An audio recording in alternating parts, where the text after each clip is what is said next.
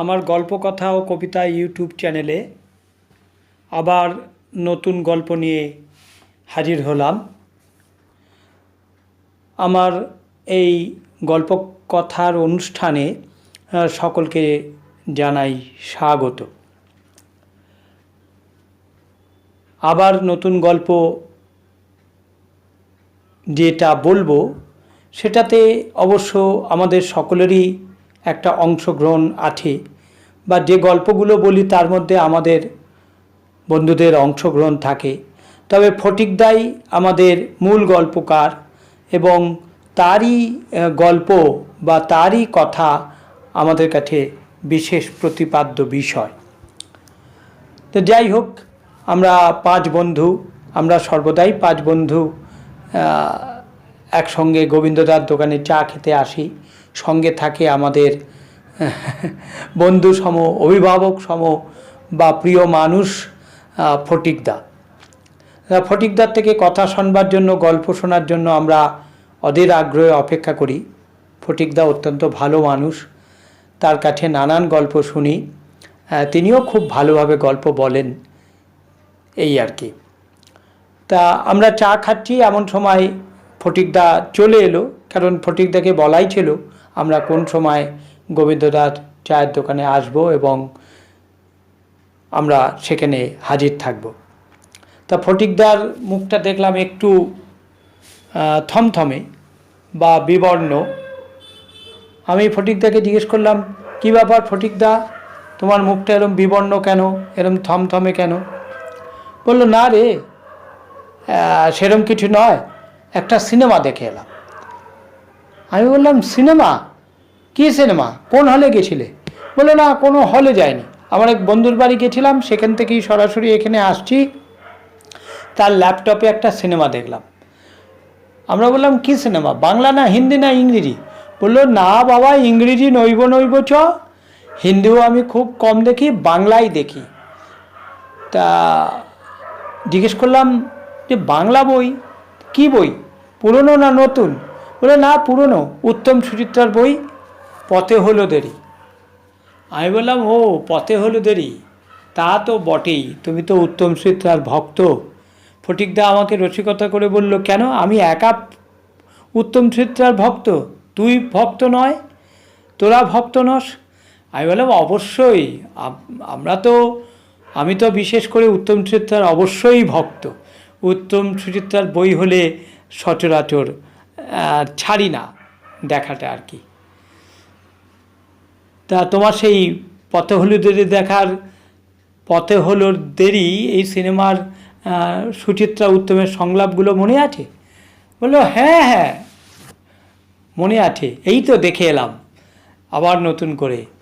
আমি বললাম, সেই সুচিত্রা উত্তমকে কে বলছিল, মনে পড়ে? আমি প্রীতিকর জানতাম, কিন্তু ভীতিকর তা তো জানতাম না। সুচিত্রা সেন প্রীতিকর, এ তো অবশ্যই, এ তো আপামর বাঙালির কাছে সুচিত্রা সেন প্রীতিকর, তাই না ফটিকদা? বলে, একদম 100% সত্য। এত সুন্দর প্রীতিকর মানুষ বা সুন্দরী কোথায় আছে এ বিশ্বে? এই বাংলার ঘরেই আছে সুচিত্রা সেন। তা আমি বললাম, একটু বলাটা বেশি হয়ে গেল না? ফটিকদা বলল, না মোটেই নয়, সুচিত্রা সেনই সুচিত্রা সেন, তার ধারে কাছে কেউ নেই, 100 মাইলের মধ্যে কেউ নেই। হ্যালো, এরমভাবে বাড়িয়ে বলো না। অন্য হিন্দি সিনেমার নায়িকারা অবশ্য বা তাদের ফ্যানেরা এ নিয়ে একটু তোমাকে কটূক্তি করবে। বললো, দেখ, সুচিত্রা সেন সুচিত্রা সেনই। তারপরে সেই ডায়লগটা তোর মনে আছে তো, যে সুচিত্রা সেন আর উত্তম কুমার কাঞ্চনজঙ্ঘা দেখছিল দাঁড়িয়ে। উত্তম কুমার যখন এক দৃষ্টে মোহিত হয়ে কাঞ্চনজঙ্ঘা দেখছিল, তখন সুচিত্রা সেন বলল, কি অপূর্ব, তাই না? উত্তম কুমার বলবে, হ্যাঁ অপূর্ব, কিন্তু এর থেকেও সুন্দর আর অপূর্ব জিনিস আমি দেখেছি। সুচিত্রা সেন বিস্ময়ে হতবাক হয়ে বলল, কাঞ্চনজঙ্ঘার থেকেও সুন্দর? কি সে? উত্তম কুমার বলবে, কি নয়, কে? আপনি। সুচিত্রা সেন চুপ করে মাথা নিচু করে থাকবে। মনে মনে তার একটা ভালো লাগা তৈরি হলো, কিন্তু উত্তম কুমার দ্রুত এই কথাটা বলেই সেখান থেকে সুচিত্রা সেনের বাড়ি থেকে বেরিয়ে গিয়েছিল। মনে পড়ে? বলে হ্যাঁ, অবশ্যই মনে পড়ে। আর গান, গান তো অবশ্যই। সুচিত্রা সেনের উত্তম কুমারের এই বইটা জানিস তো কার লেখা? আমি বললাম হ্যাঁ, বুদ্ধদেব বসুর স্ত্রী প্রতিভা বসুর লেখা। আর পরিচালনা অগ্রদূত। আর গানের সুর দিয়েছিল, যে গানটা বিখ্যাত হয়েছিল, যে গানটা আজও চলে, হ্যাঁ, এ শুধু গানের দিন, এ লগন গান শোনাবার। এই সুন্দর গানটি সুর করেছিলেন রবীন চট্টোপাধ্যায়, আর গানটি লিখেছিলেন গৌরীপ্রসন্ন মজুমদার। যে গান আজও মানুষ নির্বাক হয়ে শোনে, হৃদয় দিয়ে শোনে, যে গান হৃদয়ের গান, যে গান মানুষের ভালোবাসার গান। এ শুধু গানের দিন, এ লগন গান শোনাবার। কি বলো ফটিকদা? ফটিকদা বলো অবশ্যই। আর তার সঙ্গে প্রিলিউডটা বল। আমার এক বন্ধু বলল, প্রিলিউড কি? আমি বললাম গৌরচন্দ্রিকা বা ভূমিকা, বা প্রথমে কোনো জিনিস শুরু করার আগে যেটা ব্যবহার করা হয়। এক্ষেত্রে গানের কলি বা কথা বা গান গাইবার আগে যে মিউজিকটা দেওয়া হয় সেটাকেই বলা হয় প্রিলিউড। এই পথে হলুদেরই প্রিলিউড, পথে হলুদেরই এই গানের এ শুধু গানের দিন, এ লগন গান শোনাবার প্রিলিউডটা অদ্ভুত, অসাধারণ। আর গান গেয়েছিলেন গীতশ্রী সন্ধ্যা মুখোপাধ্যায়। আহা, যেন মধু ঝরে ঝরে পড়ছে তার গানে। আমি তো বহুবার শুনেছি, আজও শুনি, এ শুধুই ভালো লাগার গান। হ্যাঁ, তাই না ফটিকদা? ফটিকদা বলল অবশ্যই। দেখলাম, আবার ভালো লাগলো। তবে বইটা ভীষণ বড়, এই পথে হলো দেরি বইটা ভীষণ বড়, আর মধ্যিখানটা ভীষণ ভীষণ কষ্টের। তাই কষ্টে মনটা ভারাক্রান্ত হয়ে যায়।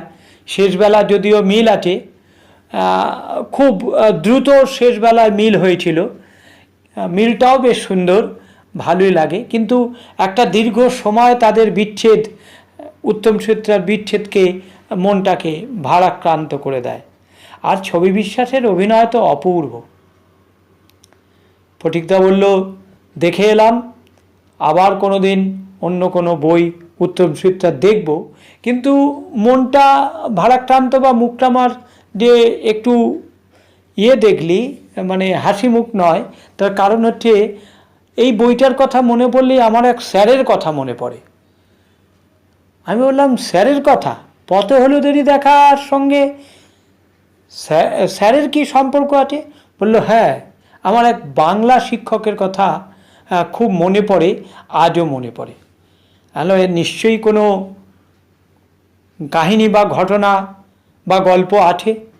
ফটিকদা বলল আছে, তবে আজ আর এই গল্পটা বলবো না, পরের দিন বলবো। পরের দিন যেদিন আসবো সেদিন অবশ্যই ওই বাংলা শিক্ষকের কথা বলবো, যে কিভাবে পথে হলুদেরই সিনেমার সঙ্গে তিনি আমার জীবনে জড়িয়ে রয়েছেন বা স্মৃতি হয়ে রয়েছেন।